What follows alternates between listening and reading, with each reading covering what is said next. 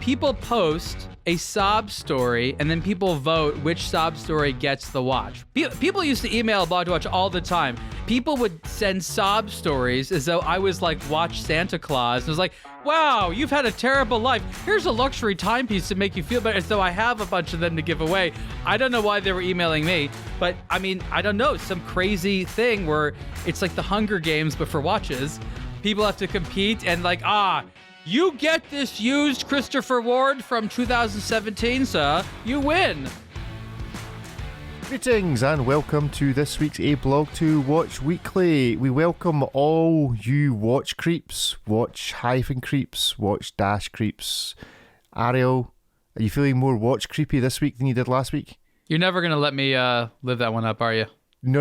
It's going to be a good one. Yeah. I think we get t-shirts. We need t-shirts. What is it going to say? Just watch creep or proud watch creep? David, you're in charge of t-shirts. What's it going to say? Yeah, I'm sure watch creep would help you find new friends really quickly. Anyway, how are you both, gentlemen? David, are you well? Very well. Thank goodness.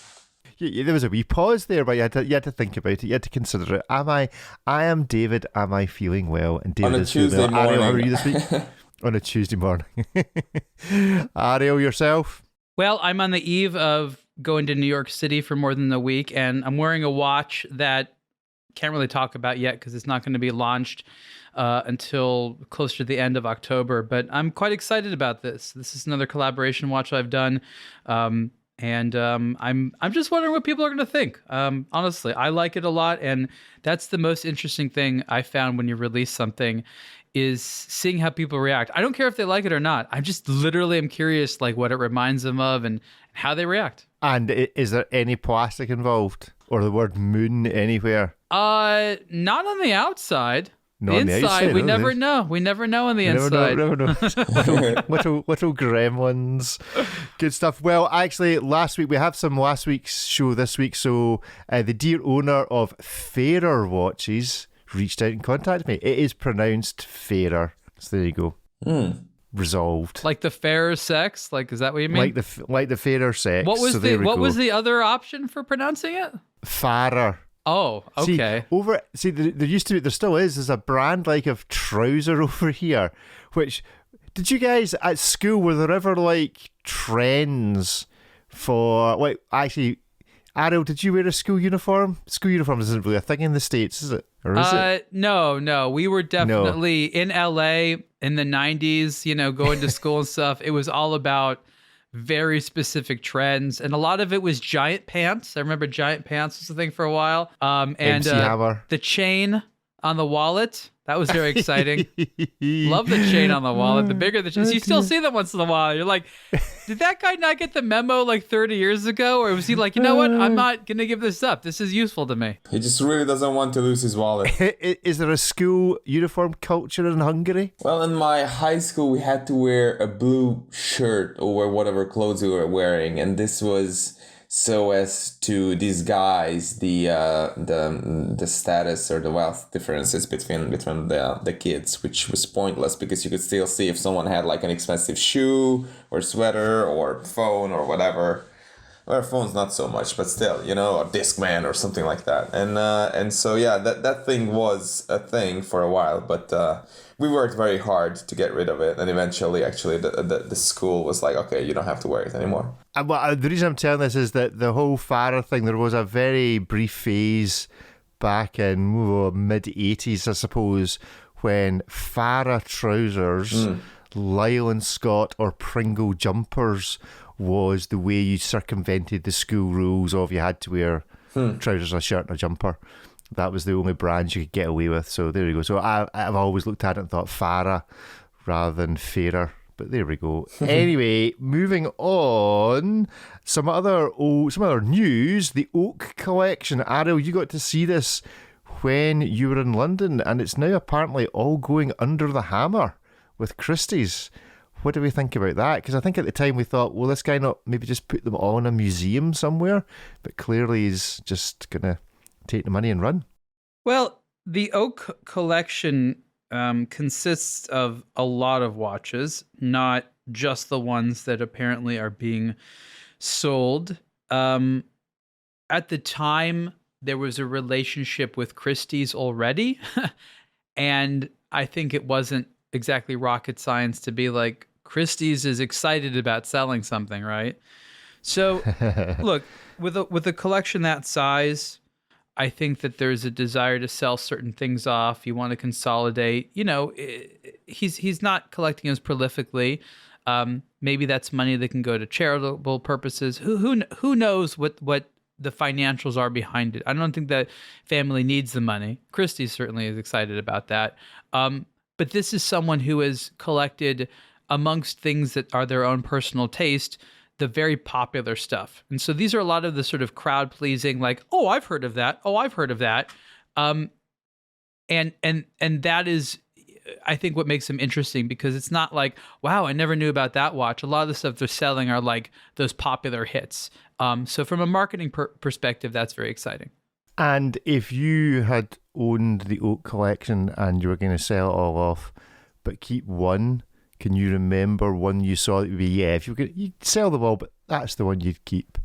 I don't know. I mean, what I loved about it was that there was two sides to the collection. There was Mr. Jetreed's watches that he himself personally loved, which very few of those were on display, and the rest were, like I said, the crowd-pleasing ones.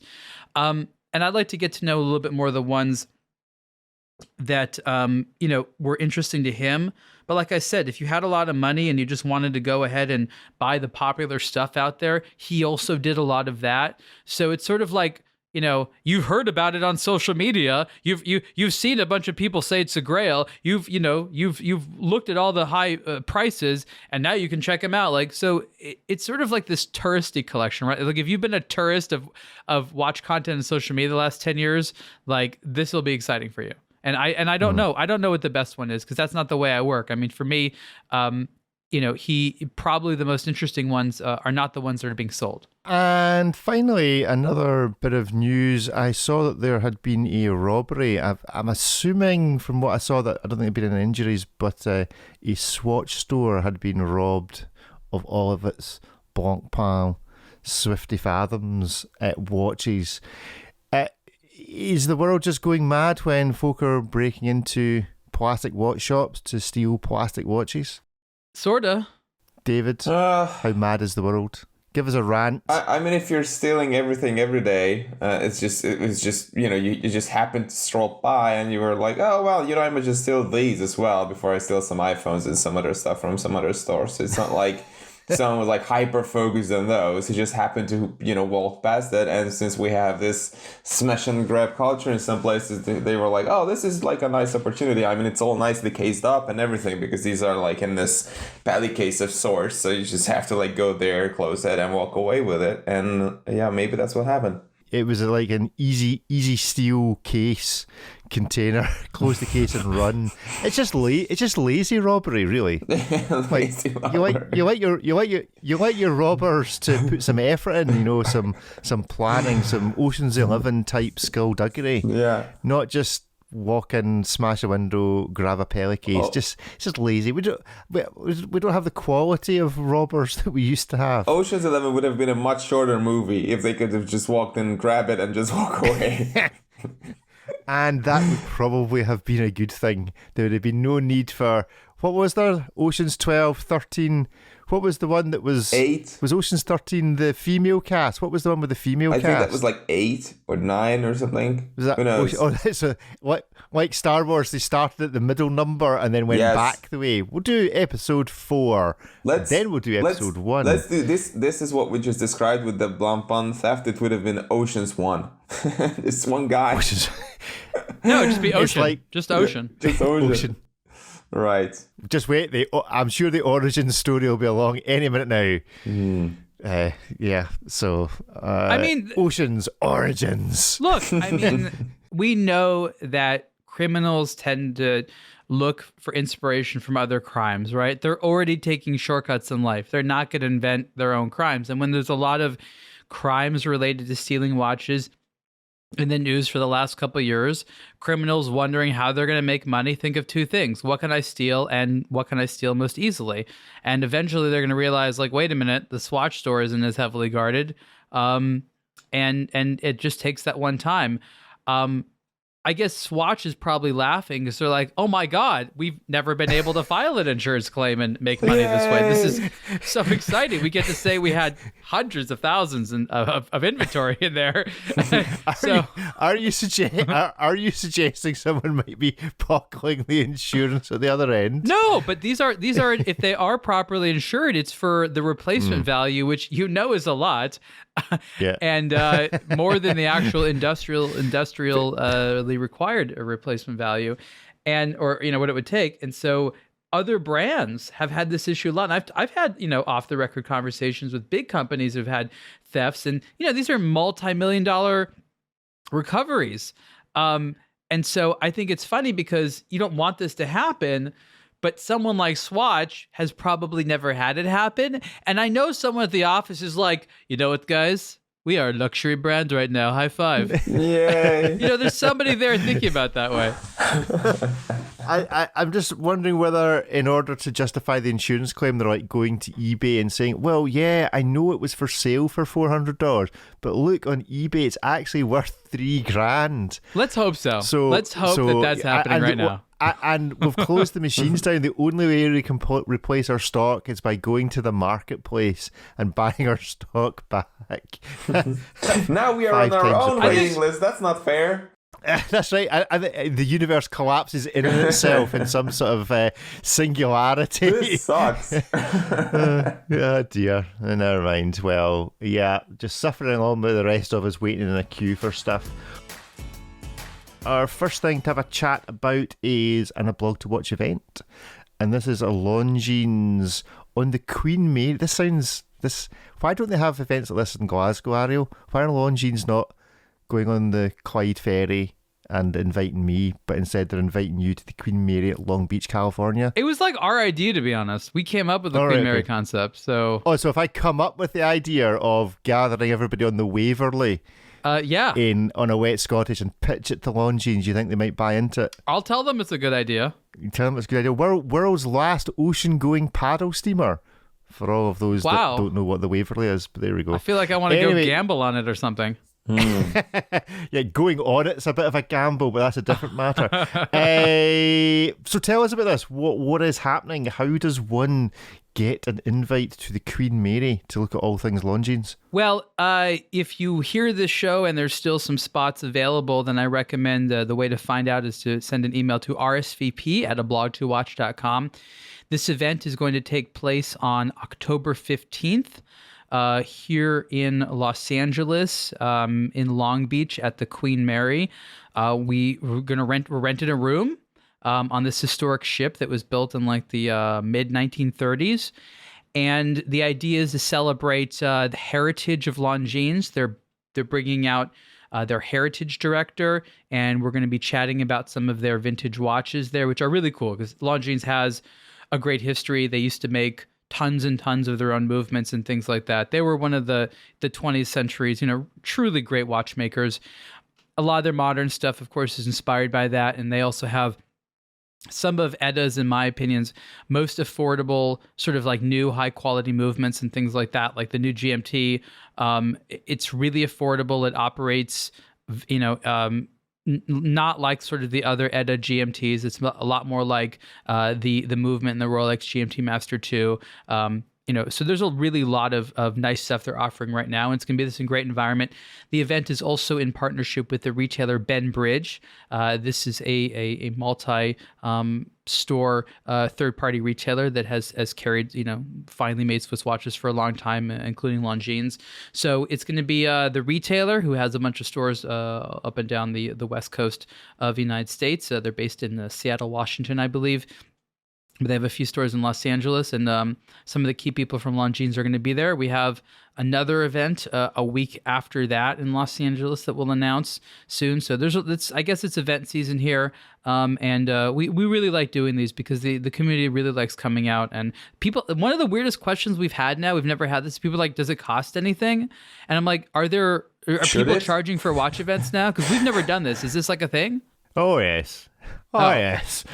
Really? There's plenty of watch events whereby you need to pay a pay a small fee, or a donation will be welcome, but the donation is like... What do they want you to do? Drop one of your unwanted watches in a box or something? Like, that's a great way to get rid of them, right? Wouldn't it be great if, like, you know, we all have that watch that we're like, we'd be lucky to get $400 for. Like, is it worth it?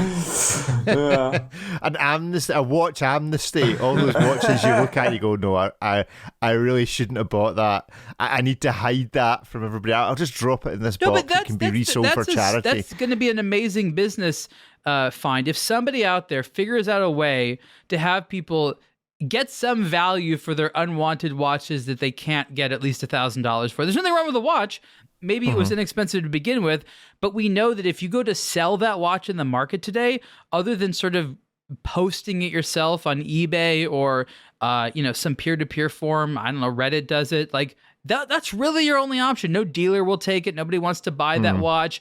Nobody wants to take like 20 of your sub $1,000 watches and like give you a Rolex. Like nobody wants to do that. So somebody out there, I don't know what value they can get from them, but if you can give people a few $100 for those watches and do something with it, or give them something else of value, like a credit towards another watch or something like that, that's going to be a big business model, in my opinion. I know I've already gone into my youth of the past with slightly non-fashionable kids clothing, but there also used to be a kids TV show over here called, now what was the original name? Was the whole thing called Swap Shop? Anyway, it was a Saturday morning kids TV show, and the main conceit of it was that it was a swap shop, and so you'd have folk phoning in saying, I have got this to swap, and then somebody else would phone in and say, well, I'll swap you this for it. So maybe that's what we need. So if you want to take part in the aBlogtoWatch the aBlogtoWatch watch swap, there's no way I can say that properly. Let's think about this. The aBlogtoWatch watch swap? aBlogtoWatch watch swap. I think I should watch just swap. register. Easy, Nobody wants this watch.com and just browse away. Nobody wants No, Okay. that's not exciting for the recipients. Come on. Of course, that's the point. So if you want to be the first person to suggest a watch that they are prepared to How about this? We create swap. People post a sob story, and then people vote which sob story gets the watch, right? So people used to email aBlogtoWatch all the time, and that's why I'm actually even saying this, because people would send sob stories as though I was like Watch Santa Claus, and it was like, wow, you've had a terrible life. Here's a luxury timepiece to make you feel better. So I have a bunch of them to give away. I don't know why they were emailing me, but I mean, I don't know, some crazy thing where it's like the Hunger Games, but for watches. People have to compete and like, Great. You get this used Christopher Ward from 2017, sir. You win. Please tell me you kept some of those. I get some emails like that occasionally as well, not to do with watches, but please tell me you kept some of those emails, because some of those emails are the funniest things ever. Folk clearly inventing stories, which obviously work sometimes, otherwise they wouldn't put the effort in. Oh, it must work sometimes. Absolutely. It's like it worked in like one time, the very first time. Of the king of Nigeria, and my heart is in sorrow. Send me Christopher Ward. I think the swap shop's got... Wait, I mean, Ariel, you must have a... Right, okay, what have I got here that I would be prepared to swap? I've probably got a Swatch. I think I've got one of those Picasso swatches. So if somebody wants to offer me something for a Picasso Swatch watch, then, make me an offer of some other watch that you think I would enjoy and that you would enjoy the Picasso Swatch watch. And if it takes off, we'll maybe up the ante to the Rolex GMT Master 2. David knows that for at least the last 6 years, I've been talking about building something around this concept. It's that weird issue with what do you do with the sub $1,000 watches, which really ends up being the problem because, if it's like, I got a Panerai, I got WC, you want to swap? Okay. Like that I can see, but that's not what ends up happening. People end up buying a bunch of inexpensive watches and then want to trade up for something, and dealers aren't going to do it. When dealers see, like I said, a dozen watches that are okay, someone will buy it, but none of them they can sell for more than 1,000. They're like, I got to clean it up. I got to service it. I got to take pictures. I got to do this. Yeah, and they're like, I don't want to do that. So it's, I think the question is, what do you do? What do you do with the sub $1,000 watches? And when I say sub $1,000, like that's what the resale price of it, not the retail, but someone else is going to buy it for under $1,000. Who wants these watches exactly? How do you get it to them? That is, I think, the interesting question. Somebody clearly does, but there's no efficient way that I know of to get those watches to who wants them. Well, go into our comments on the Spotify app and you can offer from there. You can just write in and I'll publish them saying, the way that you should do it on Multicolored Swap Shop, that was what the show was called, is you would put in what you were prepared to swap and in an ideal world what you'd like to swap it for. So if you've got something and there's something you want, then stick it in the comments and we'll read out the best. The best ones will get a readout. I mean, you do hear stories of people, I started with a pencil and I swapped the pencil for a pencil sharpener and I swapped the pencil sharpener for a block of A4 paper and I swapped the A4 paper for a filing cabinet and a filing cabinet for a porta cabin, and then eventually they end up in a multi-million-pound house. They're not mentioning all the personal services and fraud that are adjacent to this little barter journey. Well, we do seem to be focusing on crime quite a lot this morning. Let's see if we can identify a couple of watch crimes while we're at it. I don't think this counts as one, unfortunately, but Ariel, you did a hands-on review of the Audemars Piguet Royal Oak Jumbo Extra Thin Titanium watch with bulk metallic glass. Okay, first questions first. What on earth is bulk metallic glass? The term it's almost so literal. It's a large category of things. It's basically a particular way of making a metal alloy. So it's a range of metal alloys, and there's a specific outcome, but there's different ways of making it. I mean, there's no one manufacturing process, and the idea is essentially creating a solid metal without a crystalline structure, but what they call a glass-like structure where the atomic molecules are closer together. This makes it denser, that makes it harder, and it also makes it so it has a more polishable surface. So the one that Audemars Piguet uses is 50% palladium. They do not mention what the other 50% of materials are in the alloy. Plastic. Plastic. No. Bioceramic. So it's called bulk metallic glass because it is metal. It's dense. And it sort of has the surface of glass. It melts like glass, and it has to melt in either a very rapid way under very quickly cooling temperatures, or literally molecule by molecule. So there's a series of production techniques. They're all very limited, very expensive. They can't make very large pieces. But according to a lot of people, this is a future for a lot of industrial applications, and because of the ability to make very precise parts that can have amazing polishes and certain new shapes, there's a lot of excitement for the watch and jewelry world. And is it obvious to you as you're wearing it that this watch is different in terms of it's just not obviously there's titanium in this one, but is it obvious to you that the steel, if you like, is somewhat different, or does it only become obvious when you start to try and bash it off of things and it's not scratching and it's maintaining its sheen better? I mean, that's a good question. I think on a very basic level, if someone just handed you the watch and you didn't really know that there was something special, or nor were you like a material sciences nerd, nothing stands out as being particularly different. The titanium has the color of titanium.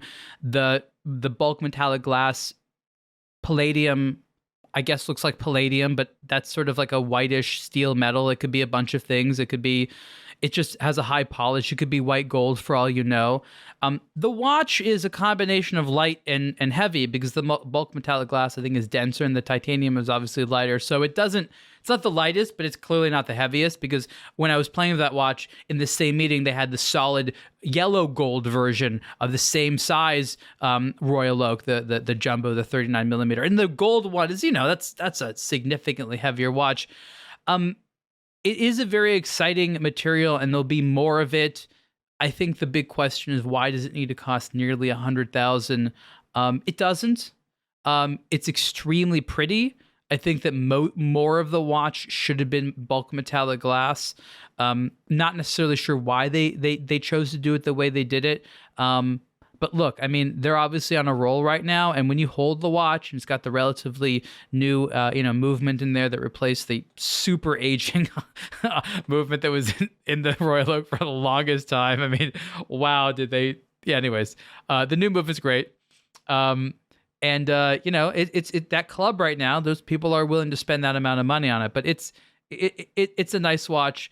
Wait till bulk metallic glass comes down in price to a watch near you. David, what are your feelings about Audemars Piguet right now? Wow. Maybe you could hear like the voices in my head just screaming like, oh my goodness, I'm really not a fan of AP at all.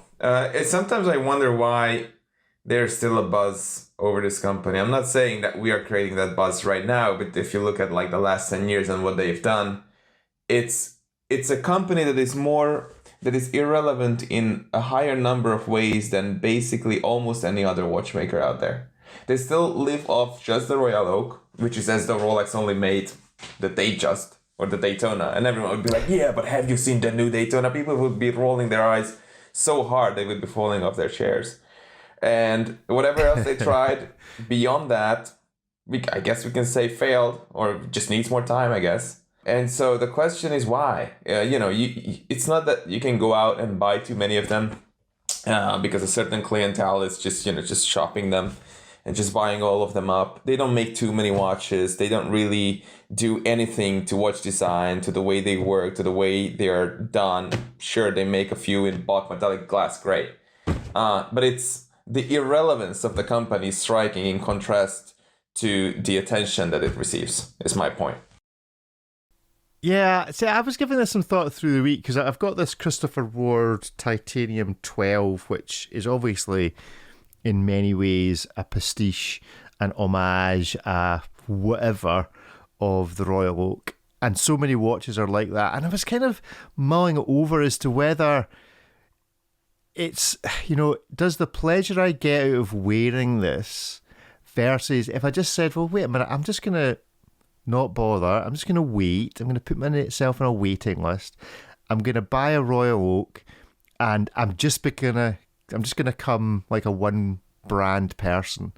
I'm just going to buy a Royal Oak, and then I'm going to buy another one after that, and I'm going to become like a Mercedes owner that all they ever buy is just the next S-Class that comes out, and just focus on getting into one thing like Royal Oaks.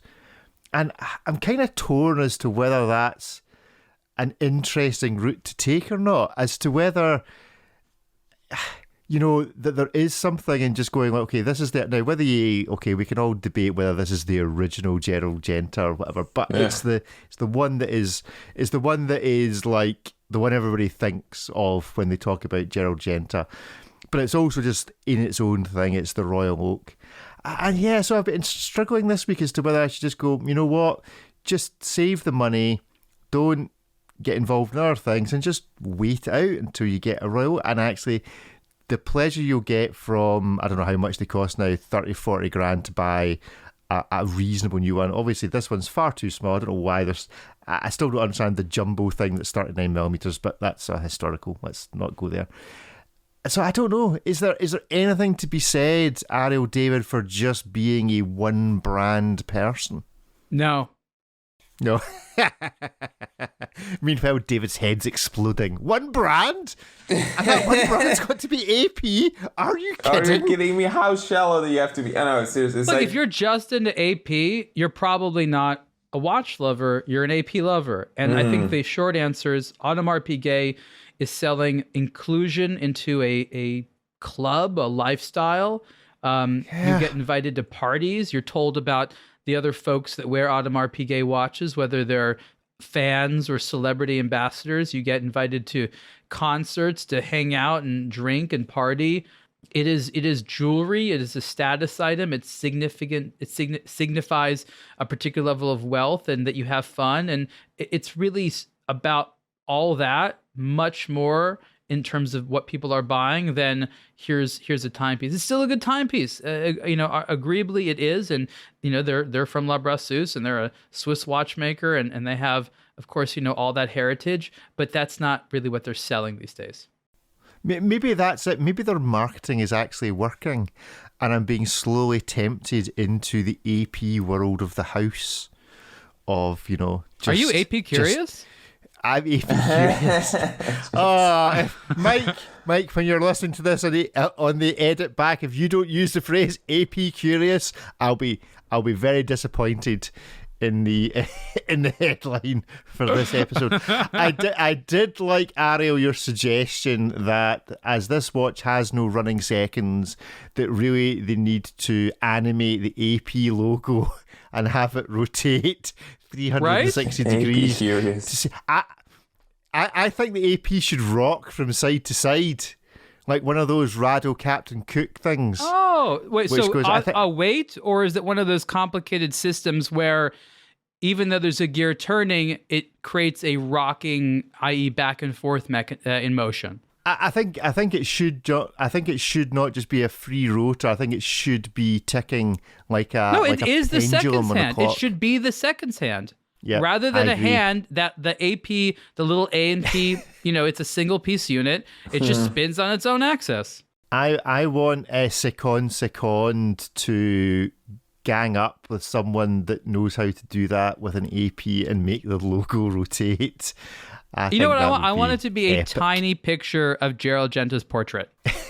A tiny Gerald Genta, tiny cartoon second Gerald Genta as the seconds hand. Someone make this for me, please. With his mustache, the whole deal. Maybe it could be just the mustache just spinning. Just a spinning mustache. Well, Ariel, did you like this for $96,400? If it was burning a hole in your pocket? Look, it's a very pretty watch, okay? It's well done. I mean, over the years, AP has said, if we're going to charge a premium, our watches better look it. And the detailing is really good. They really emphasize the finishing. You're like, wow, that's brushed or that's polished. Like, they're really getting into that, especially on the ceramic pieces for, some of the other watches I saw, the Royal Oak Offshores, for example. So they do that. But I mean, no one's saying like, and that's a great value. They're not trying to sell it that. It's a different thing now. Remember, they're totally vertically integrated. They decide who they sell to. They decide what they sell them. There's no third-party retailers really. It's just dealing with them, and that's a new business model, as effective as any of the other ones.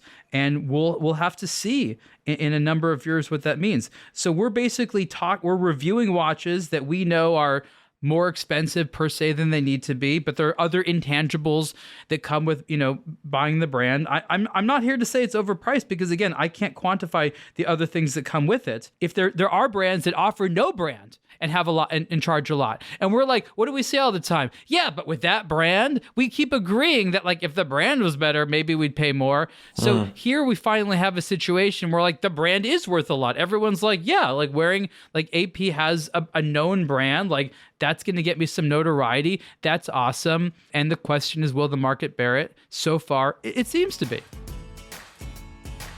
Hi, this is Ariel Adams, founder of aBlogtoWatch, with a message about eBay. I visit eBay daily and have been relying on eBay to learn about and acquire watches for more than 20 years. Did you know that you can now buy watches directly from brands or their authorized dealers on eBay? Timepieces coveted by watch enthusiasts from brands like Zodiac, Laco, Parallel, and more are part of eBay's Certified by Brand program. Here's how it works. Luxury names are partnering with eBay to bring brand new and pre-owned watches and other luxury accessories directly to you. Certified by Brand includes a minimum 1-year factory warranty for watches and offers an unprecedented selection of new and used watches directly from the source, all with the peace of mind you can expect from eBay. Visit ebay.com/certified by brand for more information. Let's talk about another watch that, shall we say, consists of some intangibles. And it's not often we go into the jewellery sector, but I know that David particularly liked this. And Bulgari do have a habit of producing watches that men really shouldn't like and wear like a man's man, but actually you're just like, yeah, this is just so brilliant. I want one. David, tell us about your hands-on with the Bulgari Monte Catene. Is it Catene? Is that how you pronounce it? Monete Catene. Oh, well, there you go. You did a much better job than me. Dual time secret fitted with ancient Roman coins. You were particularly excited about seeing this. Yes. Is this the lovely Frances that's modelling this? Yes. So shout out to Frances. Thank you for modeling this. She did this watch. Yeah. Tremendous justice. Honestly, this was when I saw this piece first come in, it was just this white background soldier image, that is just basically like the most basic tiny insert picture in an email, and I was like, I have to see that watch. And thankfully, at Geneva Watch Days, I got the chance to go hands-on with it. It's not always easy. It's actually always hilarious when you try and get hands-on time with one of these pieces, because it's always somewhere. It's being shown to a client, it's with the CEO, it's in like this and that. Totally understandable. Obviously, everyone wants to see this. And so finally, the piece arrived, and we were in this like quiet corner somewhere where, because people just gang up on this watch. They would just go there, oh, can I see just for a second? And I'm like, well. So thankfully we had some time, and basically what you need to know is that this is a special piece. Of course, this is a unique piece. It's, well, how to describe it if you're not seeing this in front of you? It's a rectangle shaped case with a lid on it, and the lid is fitted with these two ancient Roman coins that have been certified and looked into and all the rest. And everything else is either gold or diamond set gold. And the piece comes on this chain-like bracelet that is crafted from rose gold and yellow gold, and all the little pieces are diamond set, and the links are separated by ribbons or like little rows of channel set baguette diamonds. So the whole thing is as over the top as you can think, or as you can imagine. And when you open the lid, then you see two tiny dials which display the time in two different time zones. And these are two separate movements called the Bulgari Piccolissimo. Piccolissimo means very small in Italian. And it is indeed an absolutely tiny movement that they developed very recently. It's 12 millimeters wide and 2.5 millimeters thick. So it's a fraction of the size of a regular movement, and yet it's an actual like a proper hand-wound mechanical movement that they make in-house. And so these two movements power the two dials, and the concept is, and here's what is cool, is that these coins have been minted in a way where one shows Emperor Septimus Severus.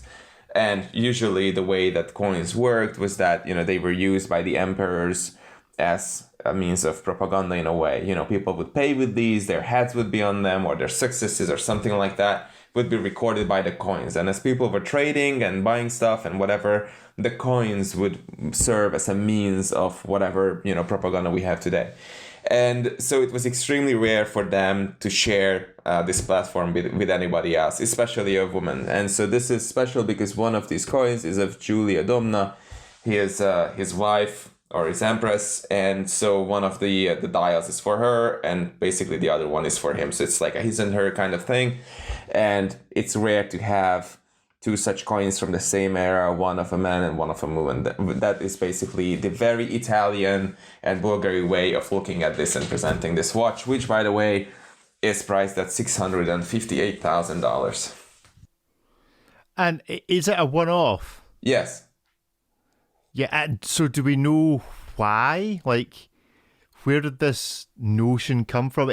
Has this been built for somebody in particular, or is it genuinely for sale to the first person that ponies up $700,000? Well, it's tricky because Bulgari actually has made a number of these monete or coin watches over the years, and even jewelry as well, like necklaces, whatever.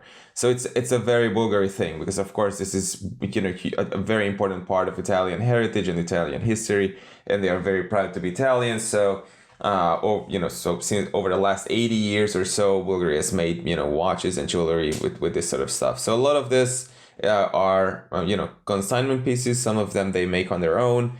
To be honest with this, they did put a price on it, but I'm not sure if it's going anywhere. We'll see if they hold on to it or someone will buy it. Yeah, it's very cool. Absolutely awesome watch. I do like your positive. Yeah, how do you actually fit this watch? How do you fit it? Yeah, as in like to make it the right size for your wrist, or is it this is the size it comes in and just deal with it rattling around your wrist? No. The way it works is if you look at it, you see these little lines of diamonds, and so those are used to separate the different links. So a spare link in this watch is going to be tens of thousands of dollars probably. And then it has one of these horrendously complicated and impossible clasps, as jewelry watches and jewelry usually has. So of course you have to help your lady to put it on, because otherwise it's not an easy clasp to operate at all. Yeah, I think looking at France's modelling list, you could probably get two Franceses in the watch with the length of the chain link. So there we go. It's absolutely stunning. Ariel, any brief thoughts on this? I mean, like you, for me, I'm happy they make this stuff. I won't be buying it. Probably won't be ever seeing it on somebody. But that brands like Bulgari aren't just making the next mass-produced item keeps us all interested. We hope that items like this will end up in a museum one day. We're happy that there's someone out there who's able to afford it. But honestly, I think that we have probably more fun seeing these watches, chatting about these watches, dreaming about who might end up owning these watches than when seeing the next, conservative $3,000 dive watch that'll probably sell, 40,000 units. Well, it's funny you should mention mass-produced dive watches because it's that point in the show where we speak about Seiko's new release and guess the price of the Seiko. I don't want to feel foolish again. Seiko Prospects US Special Edition. Hey guys, it's a special edition. I don't know what that special means. Edition. Seiko Prospects US, and it's US only, apparently. Or is it just a US Special Edition? Who knows? Seiko Prospects US Special Edition dive watches. There appear to be 3 varieties. It is a 62 mass reinterpretation. It is in steel. It is a watch. It is a Seiko. But the question is, it is 13.2 millimeters thick, 200 meters of water resistance, and has a super hard coating measuring 40.5 millimeters. What movement is it? It is a caliber 6R35. 7 towers power reserve, 3 hertz. But the question we all want the answer to, 3 hertz, yes. Okay. 3 hertz, yep. Yes, it does, 3 hertz, 7 towers. But the question we all want the answer to is, what are they charging for it? So a Seiko Prospects in USD. $1,500 bucks? 1,500, higher or lower from David? Lower, $850. $850, wow. Okay. Almost bang in the middle, it's $1,250. So is this actually the first Seiko we've come across in playing this game that's actually probably at the right sort of price at $1,250? It actually feels to me like a $1,250 watch. If you would have said 4 hertz, my price is going to be like $3,000. Okay. Yes. For that, it's $1,000. It's $1,000 it's a hertz. Very expensive hertz. Imagine if you had to pay that for computer processor speed. Oh my god. Oh my goodness. If you just shake it really hard, does that increase the price? Just make it go faster. Well, the problem is I feel like there are Seiko enthusiasts out there banging on their table. Like, these guys don't get Seiko at all. Like, how can they suggest that a 3-grand Seiko is just a hertz different from this? Don't you know the case and the bracelet and then the bezel and then the bezel insert? No, because and I then remember when you and I remember when the 3 hertz Seiko was like $300. Yes. That's why we laugh at it. I just wanted to be the voice of the people who are shouting back at home and banging on their desk and saying like, you idiots don't understand. We do get it, but it's still funny. Yes. Get on the chat on Spotify and tell us why we're wrong. Send us in a voice memo. Send us an angry voice memo. Yes. To us. Angry voice memos. Yes, we'll play the angry voice memos. So there we go. I quite like it. I mean, maybe I've just become attuned to the fact that a watch like this should cost $1,200. But it seems okay. But maybe I'm just like, past the point of no return. Maybe I need help, and that this actually should just be, as you say, David, an $800 or $600 watch. and be done with it. But there we have it. Go check it out on the website. Decide if you like it. Let's do some hit miss maybe. And first up this week, I think, has to be the new releases from Richard Mille, the RM 0701 coloured ceramic watches. This is a kind of moving on from those confectionery ones. Was that 3 years ago? More. The confectionery? Was it more than that? The flump, or as we call it, do you know what flumps are? Does the word flump mean anything in either American or Hungarian confectionery culture? No. What word? Flump. Flump? Is that like something Flump. falling on the floor that has sort of a elastic and wet quality to it? Yes, I suppose that is a good description, the onomatopoeia of the word. But if you Google flump, you'll find the kind of sweetie, it's a kind of marshmallow. So, which is what these original Richard Milles reminded me of. Like, imagine if like a bunch of pizza dough fell on the floor. That would make a flump, right? Yes. Yes. So is this a flop? What would it be? Is it a hit miss? Maybe it'd be a flop, flump, flat. I don't know. Anyway, do we hit not miss, have maybe. enough opinion terms? Are we running out? Yeah, that's right. Hit miss No, maybe isn't enough. We need also it's flump. not enough. Yeah, for Richard Mille taking it to the next level, we need brand new terms. What do we think? I like Hit them. miss maybe. You like them? Oh yeah. Look, when they came out with the bonbon candy ones, and that was their like goodbye SIHH, those things sold like hotcakes. They saw that culture was about to go pop art, bright colors, that it was all about moving away from diamonds and things like that. They've made a couple of series since then. This is just sort of a thematic variation on that. And this sort of bright color trend, to me, shows no sign of slowing down. What I think is amusing is you don't need to spend all this money for these colors. But again, it shows a certain amount of courage by Richard Mille, and that they are, a fashion leader, if that's something that's important to you. David, hit miss maybe? It's like I cannot dislike it, but it's $205,000, and looking at it, and I've been to the Richard Mille manufacturer actually a few times, and I've seen all the effort that goes into these watches. But looking at these pictures, there's not much on these particular watches that make it look like as though you could not make something very similar for $2,500, or at least $20,500. It's great that it exists. It's a lot of fun to be had if you have stupid amounts of money. But I just so wish that somebody would make this exact freaking watch for a 10th of the price, or maybe a 20th of the price. Why is it that for something like this to exist, you have to spend, freaking like $20,000? It has like an Alan Silverstein kind of vibe to it, and that's very cool. So yeah, why not?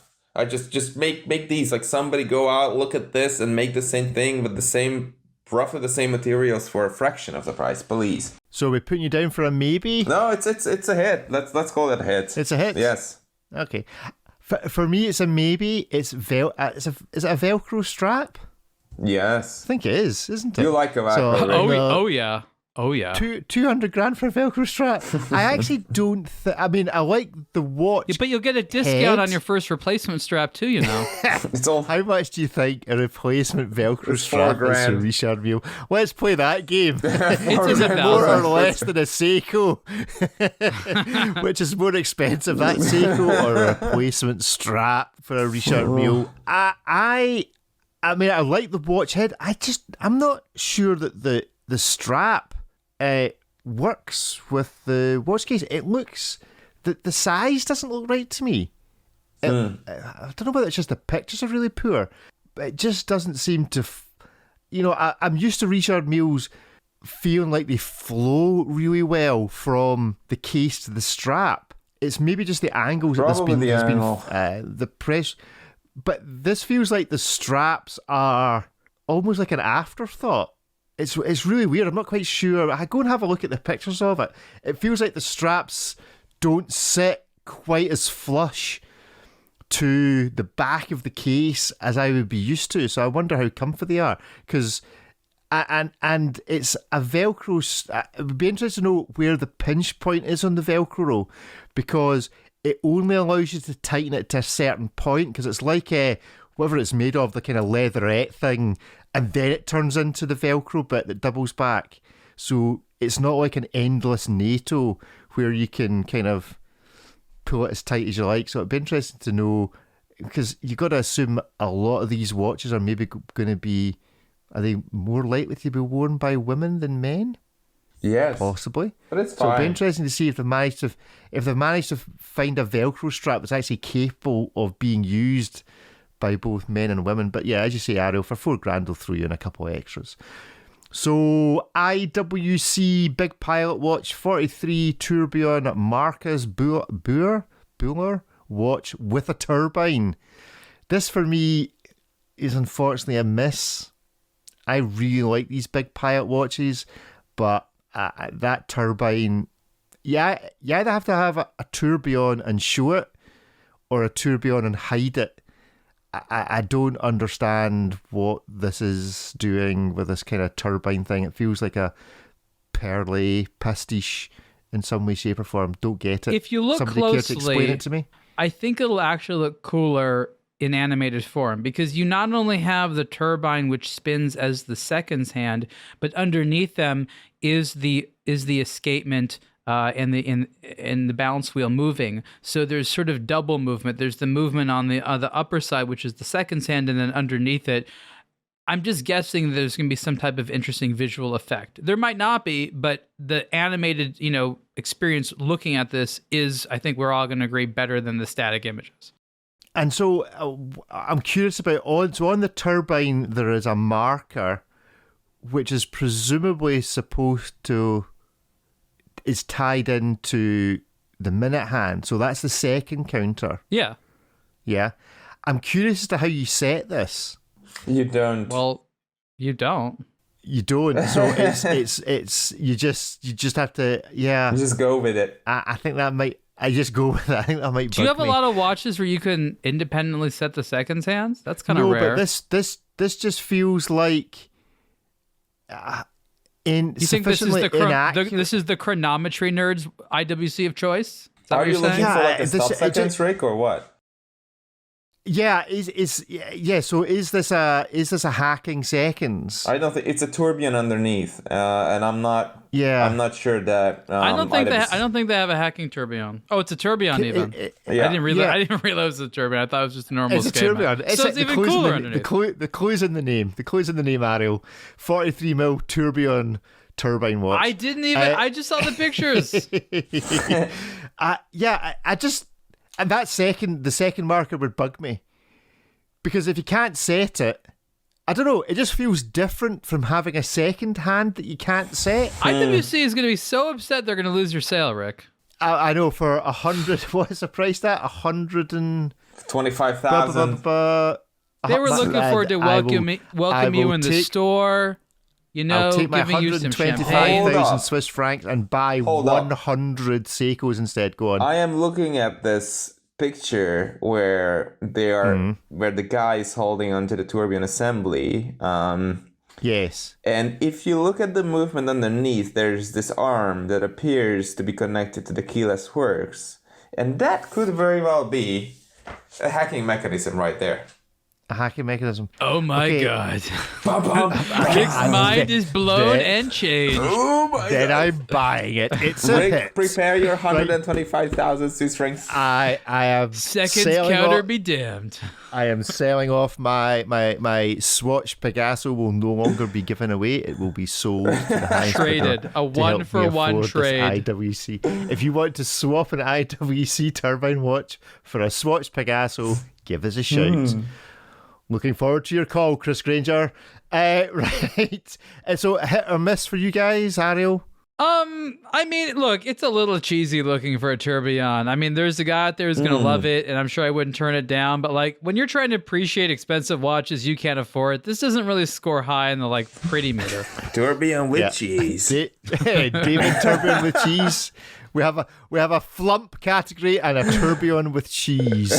I'll take that as a miss. No, actually, it's Okay. it's fine, I guess. I'm happy it Excellent. exists. Right. I don't like this big, You're stupid happy? gouging crown on these watches. It's just something that people don't talk about. Like, they wear this watch around and they have this torture device, and it's like, but it looks cool. Well, it does look cool, but it's hideously uncomfortable. That's one of the problems.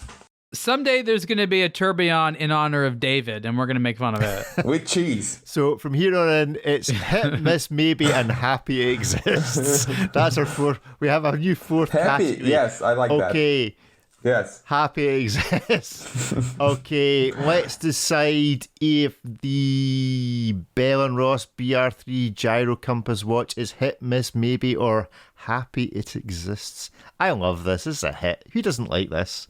Well, I love Bell & Ross. I love the whole instrument collection. These ones are a little bit weird to me because they take an instrument that wasn't designed to tell the time, and then they sort of make it tell the time. And there's a lot of inexpensive toys out there that have done stuff like that, and here's a very expensive version of that. So I understand the idea of it, but for me, it doesn't represent the type of instruments, because it's sort of like it's a trick instrument. Like, that's not this. It just tells the time, which is cool, but it's sort of like a novelty factor. And I don't find that to be as classy as some of the other Bell & Rosses. I don't have to love all of Bell & Ross.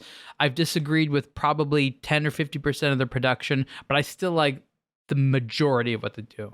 So a miss or a maybe? For me, it's a miss, but just because there's other watches they make that I like a whole lot better. Yeah, David. Yeah, it's talk about cheese. I mean, this is right up there. You do have to love your flight instruments very much to pick this. You have this big, potentially loomed plane telling maybe the hours, and then the other one the minutes, but there's no hour track. It's well, who knows? If I saw someone wear this, I would be like, good for you.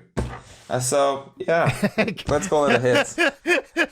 Hit, miss, maybe, glad it exists, and good for you. Bell & Ross has been making well done. These. It'll be okay in the morning. They've been making these watches for a number of years where they play with the various instruments in the cockpit. This is like, I don't know, the fifth or sixth one they've made, maybe even more. So like, clearly people are buying these. That's great. I'm just very comfortable not saying this is the one I want to wear myself. Okay, well, that is us for this week, gentlemen. Ariel, you are travelling to New York on secret mission. Anything you can reveal? Yeah, I mean, there's a lot of things. The primary thing, of course, is the party, which serves as the launch event for the 40 Years of G-Shock book that I wrote for Casio, and that's going to be launched at the G-Shock Boutique on October 10th at their store in Soho in New York City. I'll be there, so if you hear the show and it's before that, come on down. I've got a lot of other meetings there, catching up with brands. We're going to see whatever the new face of Karl Bucherer is. That'll be interesting, especially since they planned all this prior to the Rolex buying them news. And now they are like the weird sister brand of Tudor and Rolex. And that's a funny thing. I was with Tudor recently. I was like, guys, did you ever think there would be another brand in the group? And there was like, no, hell no. We never thought that.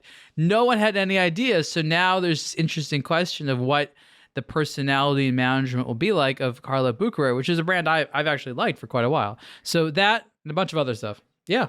Great watches, but always had the issue that it felt like you were buying a watch that was, it's not the same as buying a watch from Walmart or Tesco, like a Tesco watch, but it just felt odd that you were buying it from the boutique that you were in that had its name on it that also sold all these other watches. But now that it's associated with Rolex, it will be interesting to see. Is your expectation that it will go, where do you think it will end up sitting as a brand? In between Tudor and Rolex? Doing the things that Tudor and Rolex can't do? Or do you think they'll move it up to become very slowly in the kind of more Patek, more A-Lang and That's my Zona? guess. My guess is they're moving it more upscale. Yeah, is they'll go... I think that would be my guess, because they do make some very expensive watches. I mean, it's minute repeaters, and as well as like $7 or $8 grand chronographs. Yeah, I think that you're sort of right with some of the brands that they may want to compete with. I'm not sure how high end they want to go, but they're definitely not going to release like their integrated bracelet, sports watch. This is going to be complexity based, watchmaking based. Tudor and Rolex, they've got the whole market on the 3-hand dials and maybe the basic chronographs. They're going to have to be something separate. Tourbillons, obviously, you mentioned minute repeaters. We don't really know what price point they're going to be at yet. We don't know what they're going to do with the peripheral rotor. My hope is that they look a little bit more forward in terms of the design style. There was a very futuristic brand for a while, and then they just sort of fell into this like classic watch trap when there doesn't seem to be anyone at the helm or anyone cares. They're like, oh, no one's paying any attention. Let's just make classic watches for a few years. Now we hope there's going to be something a little bit more. But yeah, I'm guessing probably the average price points are going to be between 2 and 40,000, and we'll see. I mean, it may even end up being like a strange sort of Ulysse Nardin competitor. I don't know. Yeah, and David, how long do you think? Do you think they'll stay with the Carl F, or do you think it will end up becoming Bucherer? I don't think they'll change the name. I don't see that the happening. Name will slowly drift. Yeah, there's a fair number of good reasons to not just call it Bucherer. As you said, people don't like buying watches with a store name on it. So Tourneau learned that the hard way, which Bucherer also purchased. So I think that's very important to recognize. Also, these are watches that are probably going to be sold alongside Rolex, so they have to have some sort of differentiation point. But will they be sold in non-Bucherer boutiques? I don't see why not, if somebody wants them. Yeah. Well, that'll be... can you get them in non-Bucherer? Like, can you buy a Carl F. Bucherer from Watches of Switzerland? Theoretically. I assume not. Can you? Can you do that just now? I actually don't know. I don't know who their authorized dealers are, but I know for a fact that the business plan, at least as of recently, was to sell in as many third-party authorized dealers as possible. Yeah. Oh, okay. Cool. And it then does beg the question, in the launch of these new watches, could these be the shortest run Carl F. Bucherers? If what they end up launching is a new dive watch, then could this be quite a short production run for a new watch? It's possible. It's possible. I don't think they would do the announcement. I don't think they would actually go to the trouble of announcing a bunch of watches only, because again, it's not like they weren't purchased yet. Like, it's known and everybody knows this event was going to happen. They could have just canceled it, right? If they didn't like it. What I think is interesting is that we don't know where the desirability of the Carl F. Bucherer brand is going to go, but we do know that there's a lot of complicated watches that don't have huge demand on the secondary market. And so, if you are a collector and a bit of a speculator, this might be the time to get some good values that a few years from now, once people further associate Bucherer with Rolex, those deals might not exist anymore. And I couldn't mention any specific watch, but the A1000 with the automatic movement that has a peripheral rotor, that's very cool. And they made a bunch of versions of that, futuristic ones as well as more classic looking ones. So they've made a lot of very fine timepieces over the years, not just the super expensive ones.